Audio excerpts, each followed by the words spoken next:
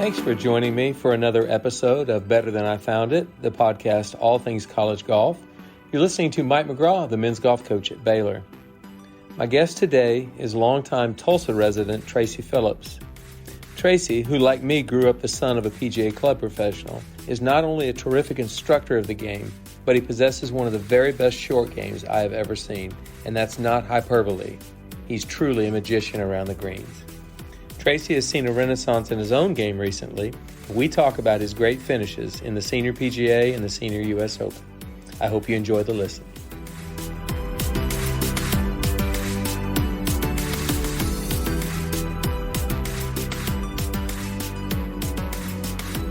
Welcome back, Better Than I Found It listeners. I've got a really special guest from Oklahoma today on the podcast, Tracy Phillips from Tulsa. Tracy, thanks for taking the time to join me today. Yes, Mike, thank you for having me. Appreciate it. Absolutely. Well, so I've known you, oh my gosh, I'd say right at 50 years. You were just a little kid playing junior golf. I think I was 3 or 4 years older than you. And you had already, at a very young age, developed into quite a player. So I've known you about 50 years. We haven't seen each other all during that time. We just occasionally see each other. But I'm going to say this before we even start the podcast, before we get too much further into this. I still think your short game is the best I've ever seen as long. And no, I've been around Seve Ballesteros. I had a player at Oklahoma State named Sean Einhaus who was a magician. It was unreal. And Tiger Woods has obviously been pretty great. I've never seen anything like it. So we're going to talk a little bit about how in the world somebody develops that. Okay. And then how you maintain it, because that's just phenomenal. So anyway, that short game, obviously. But, you know, you're a bit of an Oklahoma legend. You grew up in Tulsa. Your dad Buddy was the head golf professional at Cedar Ridge for 40 years. 40 years. Yes. My dad was the head golf professional at Ponca City Country Club for 25, and he was a life member of the PGA. So you and I grew up in a pretty special existence, something that I don't think exists quite as much as it did back in our day, but the son of a club pro. I mean, right. In those days, club pros were exactly that. Nowadays, a lot of times you might have a corporation running or owning the golf course, and it has a different feel to it. But right. You and I were sons of club pros, and that's a good memory. Tell me about your memories as a club pro. Sons. Yeah, I mean, you know, as an early age, I mean, I remember back in the day when I was 6, 7, 8, 9 years old, especially in the summertime, I would go out, open the pro shop up with Dad, and basically stay out all day and close the pro shop down with Dad. And so, man, I'd be out there on the putting green starting first thing in the morning. Especially at Tulsa Country Club, at that time, they had a huge putting green. I remember going from one side of the green to the next, just putting 80 and 90 foot putts until I made it. And also trying to two putt every one of them. That was just something you did as a kid or as a club pro son, growing up. I love that aspect of being out there all day and practicing on the game. I might've played 36 or 45 holes carrying my golf bag. Certainly as I got a little bit older, 10, 11 years old. So that's just something that I love to do. And I still enjoy doing that. I still love the aspect of short game and the creativity and just trying to hit every conceivable shot imaginable. No surprises, basically. If you got a ball in an awkward lie, hopefully you've practiced it. And that way, you know exactly what kind of position your body needs to be in order to execute the shot and pull it off.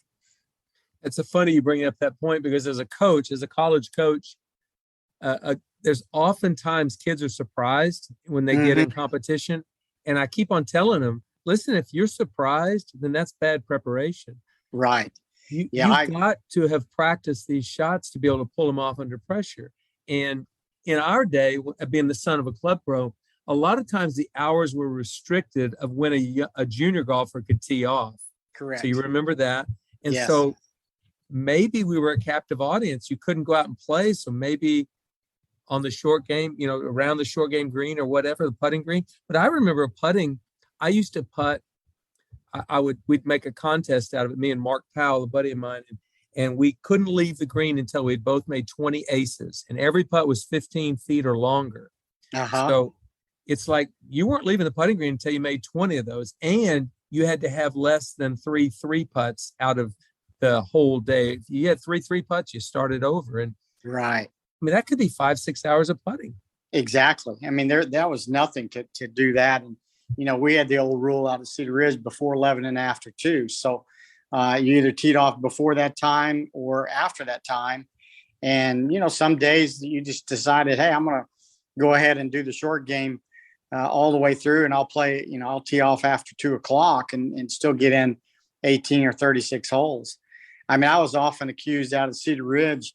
We had a fairly big sized putting green, and there was one bunker around the putting green.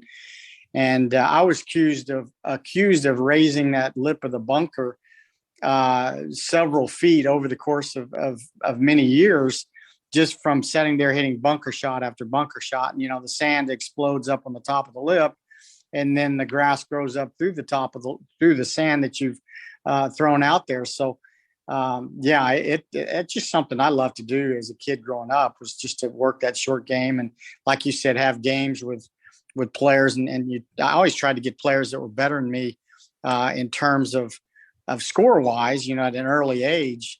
But I love that competition. Who was better than you at Cedar Ridge? Now I want to know who was it? Well, let me rephrase that. I was 10 years old, and I grew up fast because I was 10 years old playing with guys that were 17, 18 years old. That's just kind of the group that I played with. And so I guess I attribute that to maturing faster, playing with older kids at that time. And that helped me become, I think, probably a little bit more disciplined in that instance. So, being the son of a club pro, my dad would often have me play with some of the older members too, if the kids were around. That's kind of a sneaky way of growing up right there, because you have to be more mature when you're playing with an adult. Exactly. And I bet your dad had you playing with adults as well. Sure. I mean, that was part of it. I mean, you had to, act like a golfer, act like a gentleman on the golf course. Even at the age of 10, 11 years old, there was no throwing clubs or slamming clubs down on the ground, because you are playing with some of the more distinguished members at your club. So you had to act right, and you had to play the part. And that was part of the growing process for sure.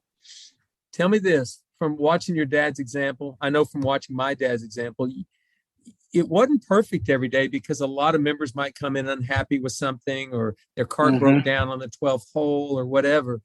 You got a front row seat at watching your dad deal on a daily basis with disgruntled members, maybe some that were happy or whatever. But did you learn a lot from your dad about how to treat people? Absolutely. I mean, as well as I do, is that the club pro wears many hats. I mean, they're a weatherman, they're they're a rules official, they're anything and everything to that member. And dad was really well known for his merchandising and taking care of members and making sure that they felt very special when they walked through the doors. And that was his mentality. And so you had to be at one place for 40 years. I mean, you had to basically, be on the side of everybody. And because that's a fine line. I mean, obviously, I'm not saying dad was well liked by every member that walked through the pro shop, but I tell you what, I mean, to be somewhere for 40 years and to do the kind of job he did, I think the treating of members of the membership and a member when they walk through the door, you make sure that you call them out by name and say hello, and then make sure when they're walking out the door, you say goodbye and have a good evening. And that was something that dad took to heart, and certainly something that I felt like helped me through my life in terms of really appreciating people and just treating people like they should be treated. Well, I'm going to give one more example that your dad, he just literally proved your point. 1974, we were hosting the Cherokee Strip Pro-Am, a tournament your dad played in every year, and all the club pros in the section played in it. And it was a pretty big moneymaker for my mom and dad. They had to make it that week to end up having a good year, and it was always in September. Uh-huh. And in those days, you literally rented a fleet of carts, and then everybody rented them out. And so the second day of that tournament rained out, and I was caddying for your dad, and we teed off the second round, played one shot, hit a tee ball in number 4, marked the ball, went into the clubhouse, and then it rained out. And so essentially the entire second day was rained out. That's 2 shotgun starts, and my dad still had to pay for those carts. Right. But the teens didn't use them. And so your dad went around to every single pro he could find, every single club pro he could find, and said, here, give me a $20 bill. Give me a $20 bill. We're gonna try to recoup some of the losses that Gervis lost on these rentals. And I think your dad got all but about 8 carts taken care of all the people that would in the tournament. And he went around and just kind of passed around the hat so my dad wouldn't have a total loss that day. And he didn't have to do that, and nobody asked him to do that. I never forgot that. And he paid me to caddy that round that I did not caddy for him. So I'll never forget that as long as I live. That was your dad. And it just that's a great servant heart. That's a great story. I really appreciate you bringing that up. That was the kind of guy he was. He really was. Well, and so we both grew up, I won't beat a dead horse here, but we both grew up proud sons of a PGA golf professional. And I wouldn't have changed anything about my childhood growing up with that. Yeah, for sure. So I do remember playing in the All College Golf Classic, would have been fall of 1981, your freshman year, I believe. Right. And I remember thinking I played pretty well and finished about 10th or 15th. But I remember this freshman kid from Oklahoma State. I think his name was Tracy Phillips. What'd you win by, about 10 that week? I won by 10, yes. That was a windy old tournament. All I did was hit knockdown shots and made a lot of putts. Well, you did make a lot of putts in those days. I do remember that. But I remember thinking, man, he's got college golf figured out. He just won. If he was smart, he'd quit right now, batting 1,000. Yeah. But anyway, I do remember that. And I remember you probably played about 1.5 years at Oklahoma State. Is that right? That's right. Yeah. About 1.5 years. I basically told coach I wasn't going to come back after I guess it would have been my fall season of my second year. And just, I had struggled so much with my game after having a back injury and, spent I think it was the summer of after my freshman year. Of course, back then the golf machine was huge with Coach Holder. Bobby Clampett was a world beater at was it BYU? Yeah, BYU. Yeah, and he was leading the British Open as an amateur, and that was the way to swing it. And so I spent all summer long trying to lag and learn how to lag the golf club tremendously, and that basically put me under. I mean, I got to the point where I couldn't find Texas if I was in Oklahoma trying to hit a driver. Now, I'd hit it dead solid, but I hit it 50 yards right or 50 yards left. And I just decided to get out while I somewhat felt like I still wanted to play, but it was just I was too far gone. And of course, that led me to basically quitting the game for about 20 years. Well, it's funny. I didn't know if you were going to bring it up. I didn't know if I would have to. But, yeah, you went into a little bit of a funk because of maybe some instruction, that type of thing. And you are a teacher of the game nowadays. So, right. And you've been teaching it for a long time. Now, I know you're a short game specialist, but you also teach the full swing. Sure, yeah. So from that early experience where it didn't go as well for you and you kind of lost your game, what do you do for students now to make sure they never go down that path? The biggest thing would be, I think the hardest thing for me as a player was that knowing that I was at this high level of playing as a young kid and obviously had some success early on in the college career, and then to struggle and sooner or later, obviously you can't keep hitting it sideways and get the ball up and down. I mean, I remember as a freshman playing at nationals at Pinehurst. I think I hit 6 greens one day and made 5 birdies.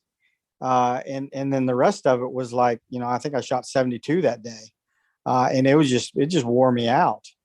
And so from the aspects of teaching someone, hopefully I've taught some good players that had, been pretty good at one time and then lost their game. And I think I have a better now understanding of, not letting the club get stuck under and sliding so much, which is what happened with me. So just a better understanding of the golf swing and the impact and things that kind of contribute to what. And then there's the mental side of it. I mean, we saw Tiger Woods. He's probably been the only one that I've ever seen that potentially had chipping yips that actually conquered coming out from it. So it's not only a physical battle, but it's also a mental battle and an emotional battle for what this crazy game hitting this little white ball does to us.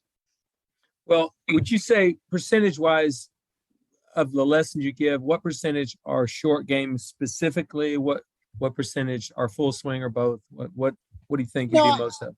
I would say I really do probably more full swing. And not that I don't, during the full swing aspect of it, I always ask them how their short game is, and they'll say, oh, it's pretty good. And then, you go over there and you look at it and you're like, oh, well, they're pretty good. It's not quite as good as you'd like them to think of it. And so that leads into obviously possibly another lesson down the road. But because, as it's short game is so much where it's at. I mean, that's what really helped me during this last couple of tournaments playing with the big boys was the fact that I always tell my students there's going to be, 3, maybe 4 times in a round where a key putt or a key up and down is going to help you kind of sustain the positive direction of that round. And it's critical. And then on the other side is if you don't get that ball up and down or you miss that par putt, you get on the negative side. And so, to me, it's a game breaker in terms of if you're always on that negative side, not being able to get the ball up and down at a critical time. Well, so before we talk about these 2 recent events that I definitely want to hear about because I watched them from afar, before we do that, you didn't really tell me, you told me sort of how you developed a great short game. It was hours and hours and hours on a chipping green, on a putting green. Right. And it was fun. I mean, this was a blast what we were doing. I did the same thing as a kid. Yeah. But my question for you, you're 59. How do you maintain that? Because I know you don't spend 5.5 hours on a putting green just by yourself now. How do you maintain all that? Well, obviously, now that I'm teaching, between 45 and 55 lessons a week, I don't get that time. I don't know. Maybe it was a gift from God that I have these hands that enables me to kind of go out and feel my way, pretty quickly around the greens. Could be probably some technique things that I've done. I'm kind of a putt chipper. I don't chip the ball conventional. My thought is, well, hey, you putt every day or when you go play.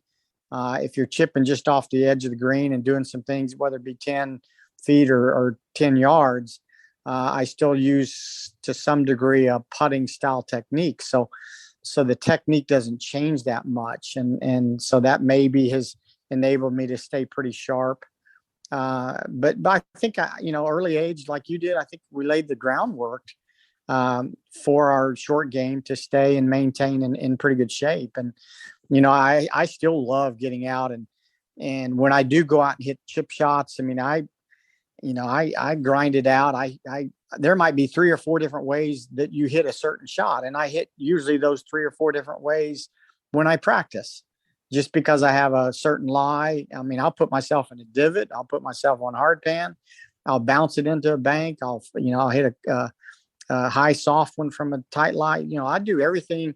Like I said, if you can practice and never be surprised with a lie, I think you're ahead of most. And that's what I've always tried to do is I've tried to stay sharp with how I go about my practice sessions. You just have to be more efficient than when you were 10 years old. I mean, Absolutely. you've got to be efficient with your practice. Yes, that's correct. Yeah. I don't have as Well, much time, so I definitely have to be more efficient in you how know, I go about doing it. I do remember the chip putting it. I remember you could be 20 yards off the green and still basically use a putting stroke with whatever wedge you were using. I remember Correct. watching that when you were young. And I'm going to ask if you remember this. So Jack Nicklaus was obviously one of the greatest players ever, certainly one of the greatest ball strikers, a better than average putter, but he was a poor wedge player and actually a poor chipper. Right. And he had Phil Rogers come and live with him in the winter of 79 and early in the winter of 80. And Phil taught him to putt chip. Uh-huh. And he came out and won two majors the next year, and he putt chipped basically the rest of his career. Did you remember that happening? You were in college, so you probably didn't even remember it happening. I remember. I probably don't remember it. No, actually, now that I remember him working with him, but for some reason I don't remember the technique that he actually used.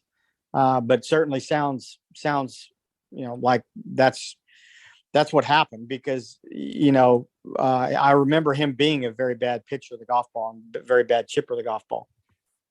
Yeah, well, I think Phil Rogers gave him a sort of a renaissance of his career. It in his 40s he won three majors and still was very competitive even into his 50s. But I think it was the improved. Certainly wasn't that he was hitting it further or that he was hitting more greens than he had ever had before. He was certainly a better chipper and always remained a good putter.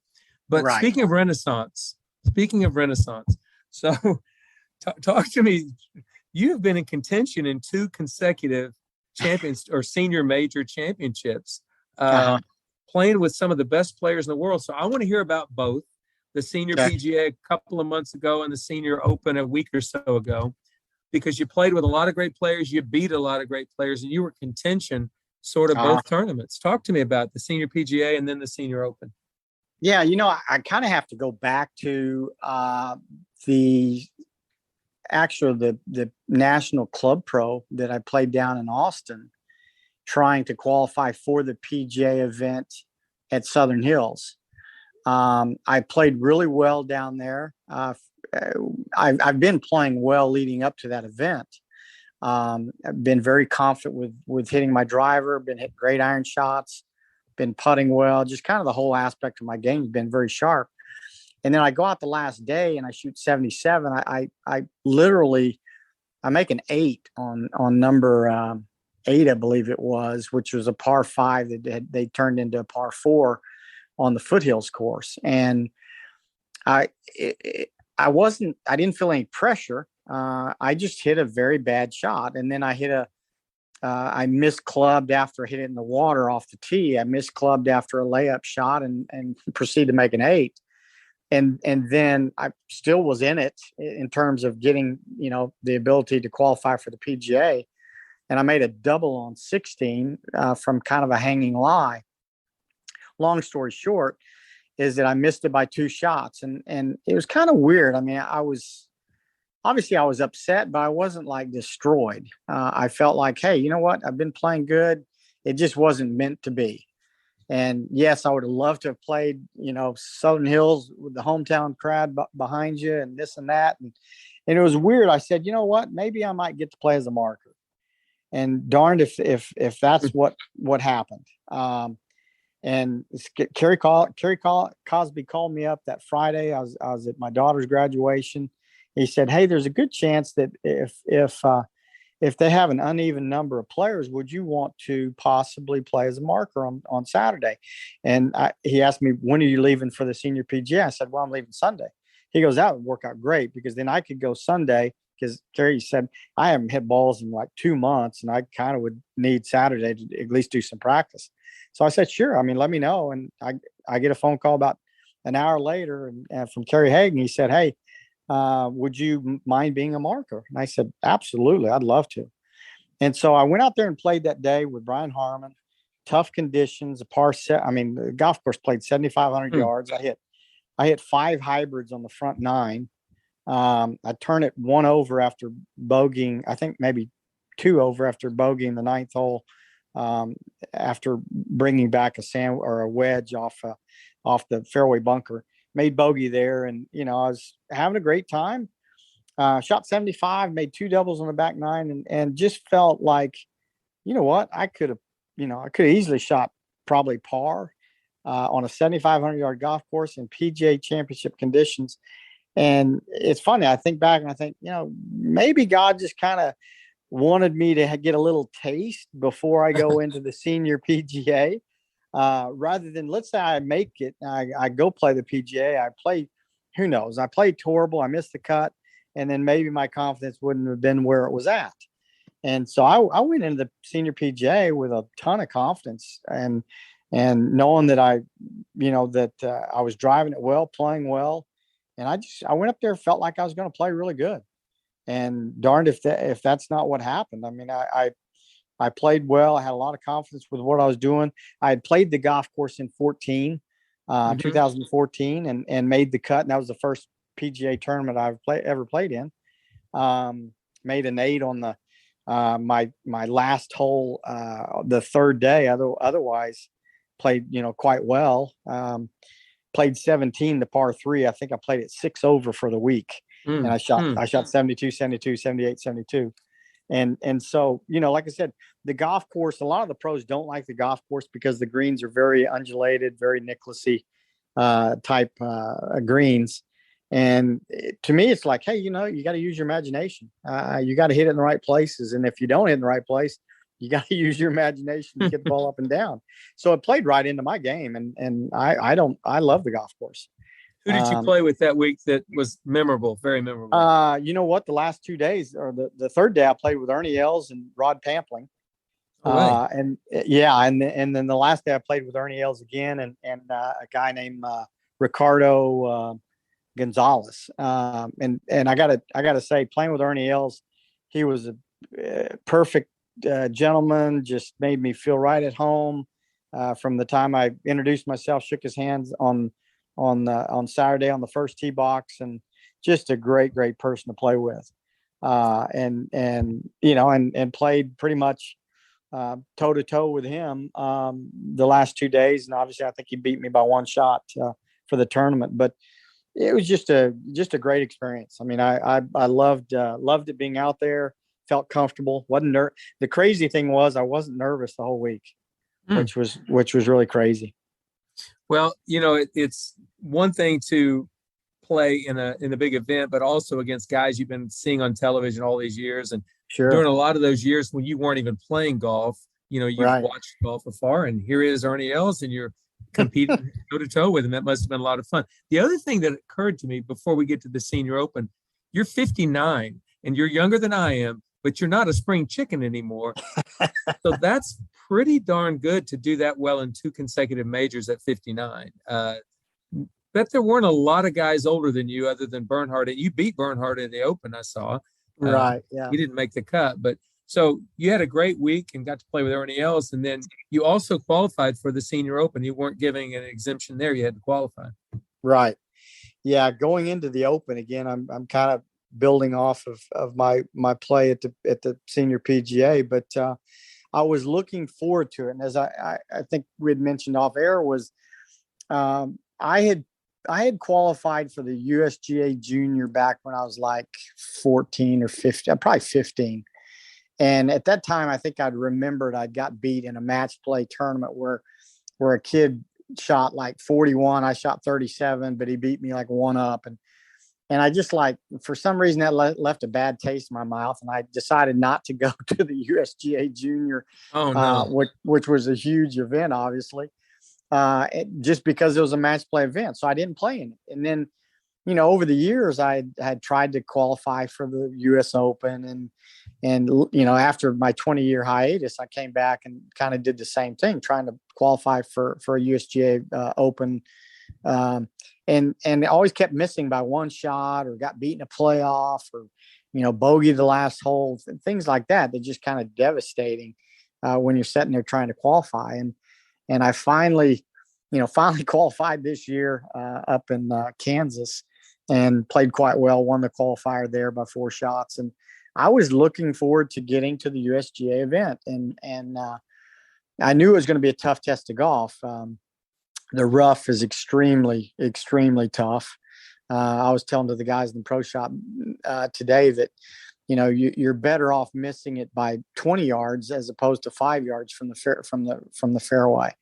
It had looked like they had gone out maybe a year ago, and after the first intermediate cut, they kind of went out there. It looked like they sodded about a 6-foot strip of fescue that just stood straight up and was probably 3.5 inches tall, and the ball would just squat right down to the surface. And I literally just had to take 9-iron and just hack it out to try to advance it forward. And so I knew the premium was to put the ball in the fairway. And unfortunately, I didn't drive the ball as well as I have been.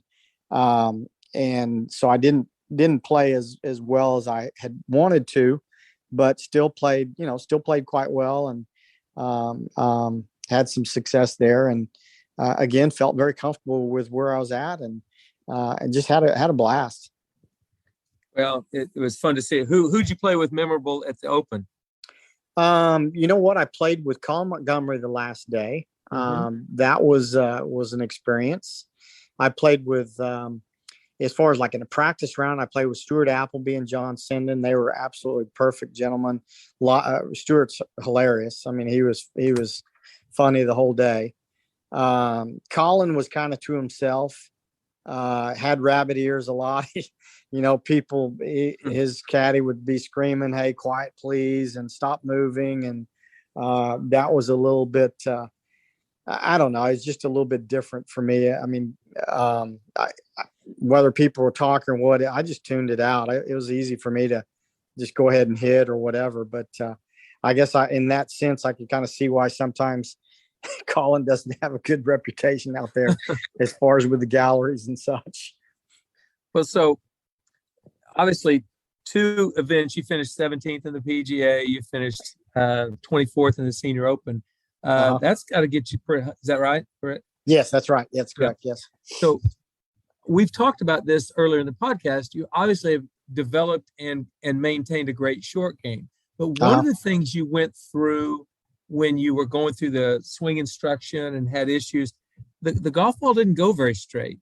And it was like almost like driver yips. Yes, that's exactly what it was. Well, how in the world, and I want you to explain the best way you can, because I know people who've experienced that, good players who have experienced it, and they've never come back. Right. And we're talking about you may be the best you've ever been in your life right now. I would agree. Yes. So how does this happen? It's not supposed to happen that way, Tracy, for a guy who had driver yips. And you could say all you want, he's got this great short game, but if you're getting up and down for par and bogey all the time, that doesn't help. Yes, you that's correct. Literally are the best you've ever been, and you had driver yips at one time. How'd you overcome that? 20 years, I guess. I would like to have those, at least, part of those years back to where I could have gone out and played a little bit better. But it was a gradual progression. I mean, Vince Bizik called me up after 20 years and said, "Hey, you've been out too long. You need to, come out and play with us." And so I started that way. I started playing with him and another couple of guys on Mondays, just kind of having some fun. And then kind of started playing in the section events and started having some success. And then, here I am today, having played in 2 majors and having a blast. And from the technical side or mechanical side of the game, I tell you what it was I've talked to him. I've never met George Gankis, but I've talked to him on the phone. I've looked at some of his videos, and I basically got out of sliding so much lateral from the top of the downswing and getting the club stuck back under and from and behind me. And so I've worked a lot more on just rotational motion from the start of the downswing.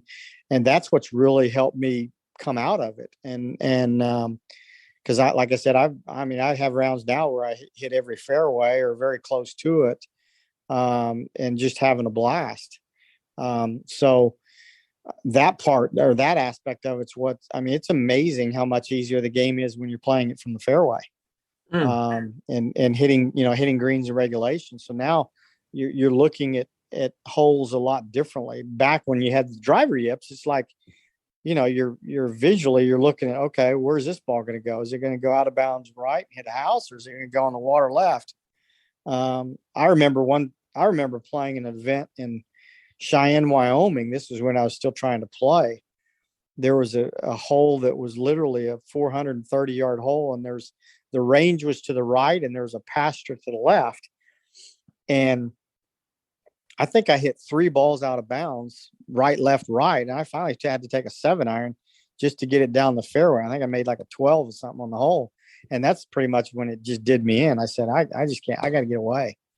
So golf was no fun at that time. And, but I knew what I could do, which is teach and help people enjoy the game themselves. And so that's kind of what I did for 20 years. Took up bass fishing, got a bass boat, and got away from it for a while. But no, I'm having a blast. I mean, it's a lot of fun. I'm thinking now that we're an empty nester, my daughter's going to be going to OU this next year. I'm thinking I might like to go try to qualify for the senior tour and go, at least give it one time, give it a shot and see, because I'm playing, like I said, I'm playing probably as good as I've ever played. Mentally, I'm as sharp as I've ever been, for sure.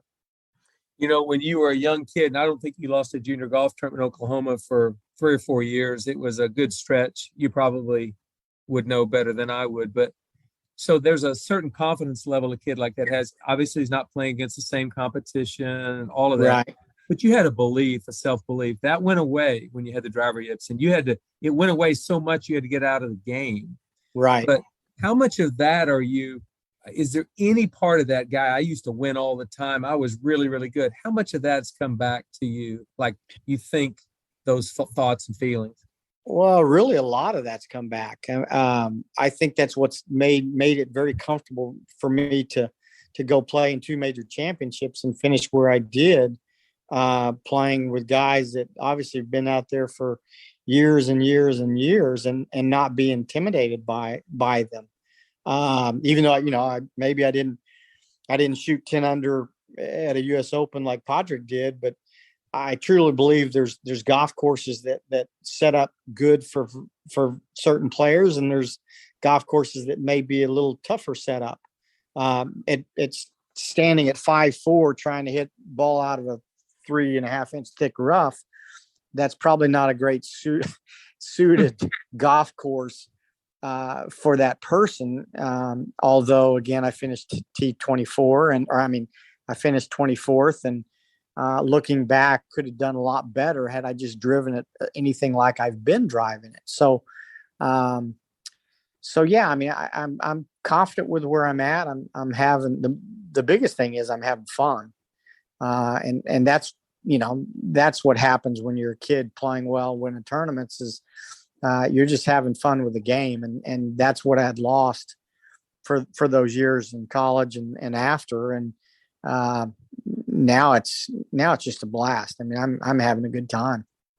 If you keep this enthusiasm, you should play well into your 60s, I would think. I hope that for you anyway. I appreciate that.